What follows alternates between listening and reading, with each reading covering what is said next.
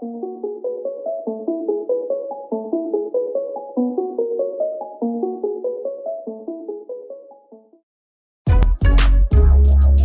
people reviews stuff.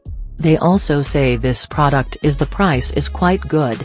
We've found pros and cons on this type of product. But overall, it's a supreme product and we are well recommend it. When you however want to know more details on this product, so read the reports of those who have already used it. Visit the product detail link in description for an item you wish to buy. Tap add to cart. When you've finished adding items to your cart, tap the shopping cart icon.